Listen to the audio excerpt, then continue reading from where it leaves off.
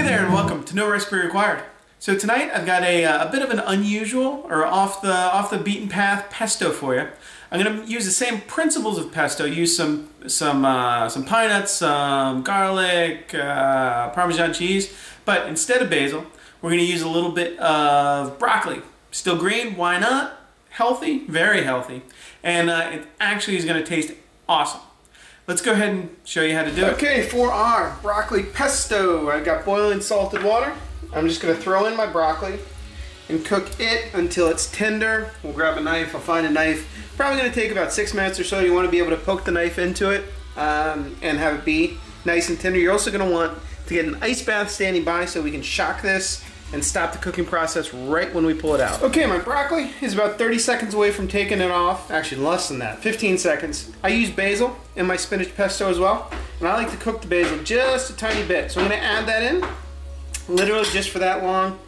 Kill the heat, and then let's drain the broccoli out into an ice bath. Just water and ice. That's gonna stop the cooking process and set that nice, vibrant green color. We're gonna come back, we'll drain it off, and then we'll make our pesto. Okay, so I've got my broccoli and basil just kind of wrapped up in some paper towel, if I can dig it out of there. That, kind of wicks away some of the moisture. You want to get as much of that water out as possible. In fact, since we're gonna kind of puree it, it doesn't really matter if you give it kind of a nice squeeze and pull a lot of that water out of there. But you can see how much we pulled. If you didn't, that'd be part of your sauce, and water isn't flavor, so why not take it out?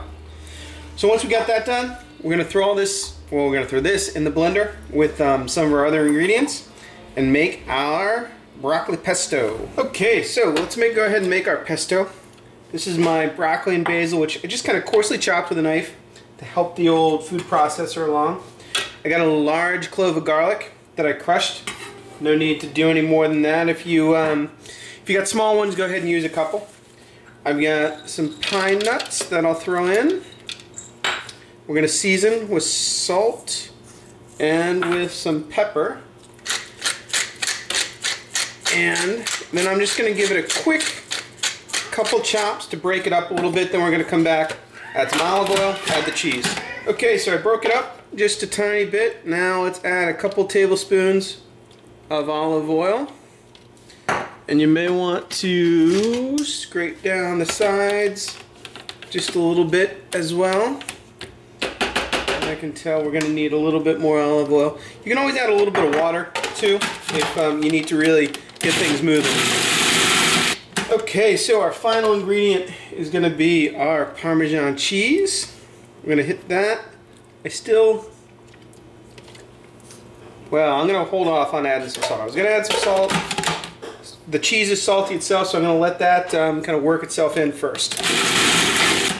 Okay, so we puree until fairly smooth, no big chunks in there. You want to give it a little taste. See how we're doing.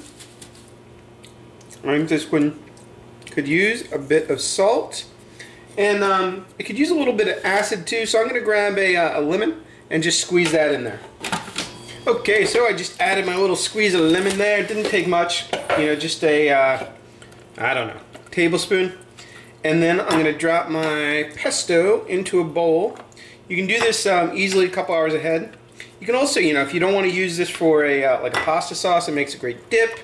Covers a piece of chicken with it, anything like that, and it's absolutely great. Like stuffed into a chicken would be super nice, or stuffed into a chicken breast, So there we go with our spinach pesto. I'll see you next time on No Recipe Required.